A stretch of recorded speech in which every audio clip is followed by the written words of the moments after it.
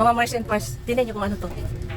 Binili ko to kahapon kasi nga kahapon is birthday ng aking pangalawa, 12 years old. Tapos, nakita ko to nung pumunta ako ng palengke. Eh ito diba sa mall lang to nabibili. Sa mall. Tsaka ang malang presyo. Kastanyas, mga markay ko. Kastanyas. So ito, nabili ko ng 180, parang kalahating kilo. Kalahating kilo. So medyo pricey pagka isang kilo. 180, 180, 360, diba? So, ito kasi naaalala ito nung dalawa kong anak. Kasi alam nila ito, pagka December bumibili ang kanilang mami lola. Sa mall binibili kasi parang alam ko sa mall lang eh. Sa ibang mga lugar siguro meron. So kasi dito, pagka pupunta ka pa ng mall, tsaka mo lang siya mabibili kasi doon lang talaga meron. So nagkataon, meron talaga sa palengke. Ano siya, prutasan, binibilang ko talaga sa mga prutas. Tapos nagkaroon ng ganito, sabi niya, bumili na ako niya, sabi niya, try ko lang. Sabi ko, paborito to naman ng anak ko. So si Bonso, hindi niya to alam. So sabi ko, sakto birthday nung aking pangalawa, eh alam niya ito, paborito niya to eh. Tapos nababanggit niya tuwing pag December, sabi niya, mama, bili ka nung binibili ni mami, lola nila yon. Binibili ni mami sa ano. Sabi ko, saan ako bibili? Nung nahagilapin ko pa. Tapos sabi ko, o sige, pagka nakita ako, tapos mga ilang December na dumaan yata, ay malaki na ngayon, na. Parang dati mga 8, 9, ganon, or mga 6, naalala nila, bumibili ganito ang lola nila. Tapos ngayon lang ako nakita ulit, binili ko na. So ito ay ibibigay ko kasi nga nandun pa siya sa loob ng kwarto. Sabi ko, naalala ko ngayon, 13 na ngayon, so sabi ko ibibigay ko sa kanya. 13, ay 18 na pala.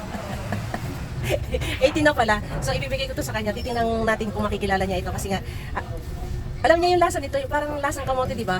Masarap siya, tapos malambot. So hindi ko alam kung ano nito, texture, kung ano lasa kasi nga hindi ko pa talaga siya nabubuksan, hindi ko pa binabawasan kasi bala ko talaga ibigay sa kanya, parang regalo ko na sa kanya. Kasi yun naman napakababa ng kaligayahan ng batang yan. Gusto lang ng pagkain lang sapat na, okay na ako sa pagkain. So mahilig kumain yung batang yan, mahilig kumain talaga siya. So hinihintay ko na na siya pumunta rito sa tindahan para ibigay ko ito. So mamaya abangan ko. So ito na. Si Kuya, naalala mo ba ito? At least sabi ko sa inyo, naalala niya. Ano to? Topic to. Pag nasabi mo pangalan mo dito, bibigay ko sa'yo.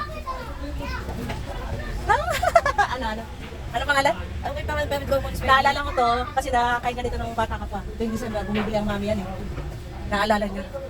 Ano pangalan niya? Ano pangalan? Alam ko yung pangalan pero hindi ko spell. Nasabi mo na eh. Ano nga? Ano pangalan?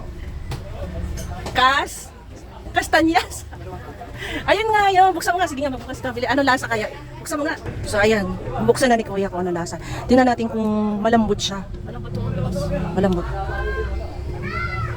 Ang tigas ng ano nyo. Matigas. Kung ano lasa. Malambot. Ang hirap buksan. Walnuts pala. Parang ang sarap nyo, no? Masarap. Ayan.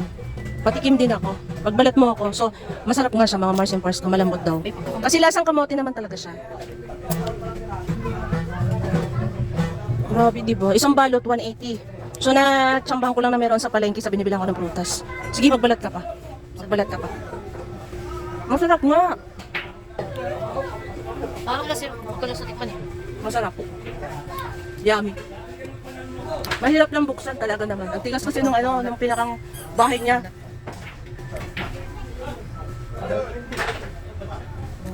Ang hirap buksan, ang tigas. Pahingi daw si ate.